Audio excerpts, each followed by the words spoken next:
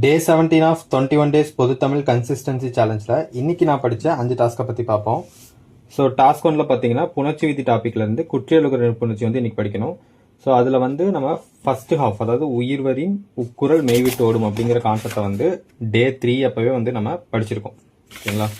So அந்த கான்செப்டோட remaining 2 concept வந்து நம்ம இன்னைக்கு பார்க்கணும். ஸோ அப்படி அது என்னன்னு பார்த்தீங்கன்னா எவ்வரின் ஈயாம் அப்படிங்கிற கான்செப்டும் முற்றம் அற்று ஒரோ வழி அப்படிங்கிற கான்செப்டும் இன்னைக்கு படிக்கணும். ஓகேங்களா? இது ரொம்ப ஈஸியாக தான் இருக்கும். ஸோ நீங்கள் யூடியூப் அதில் டக்குன்னு புரிஞ்சுக்கலாம். அண்ட் டாஸ்க் 2ல பார்த்தீங்கன்னா யூனிட் 7, அதாவது இந்த பகுதி தமிழ் சான்றோர் பற்றிய செய்திகள் அப்படின்னு சொல்லிட்டு உங்களுக்கு மொத்தமாக ஒரு 13 டாபிக் இருக்கும். ஸோ அதில் வேலு நாச்சியார் மட்டும் ஜிஎஸ் யூனிட் 6 படிக்கும்போது படிச்சுக்கலாம். ஸோ அப்படி பார்த்தா ரிமைனிங் வந்து 12 டாபிக் இருக்கும். ஸோ எல்லாத்தையுமே நம்ம 2 to 2 டாப்பிக்காக வந்து நம்ம ஆல்ரெடி படித்தாச்சு.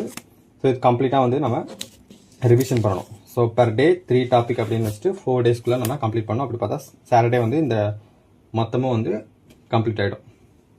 ஸோ அதுபடி பார்த்தீங்கன்னா இன்றைக்கி என்ன 3 டாபிக் எடுத்துருக்கோன்னா தாராபாரதி பற்றியும் முடியரசன் பற்றியும் கண்ணதாசன் பற்றியும் இன்னைக்கு படிக்கணும். ஸோ அந்த டாப்பிக்கான பிடிஎஃப் எந்த டேயில் இருக்குன்னு சொல்லி நான் இங்கே கொடுத்துருக்கேன். ஸோ நீங்கள் அதை ரெஃபர் பண்ணி படிச்சுக்கோங்க.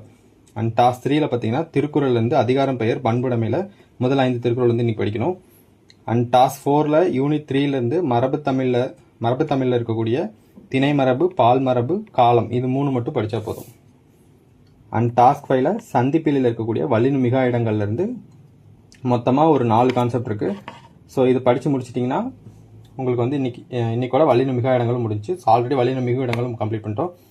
ஸோ இன்னைக்கு கம்ப்ளீட் பண்ணிங்கன்னா சந்திப்பிலை கான்செப்ட் கம்ப்ளீட் ஆகிடும். ஸோ இதான் வந்து நான் இன்னைக்கு படித்த 5 task. So good luck to your challenge. Thank you.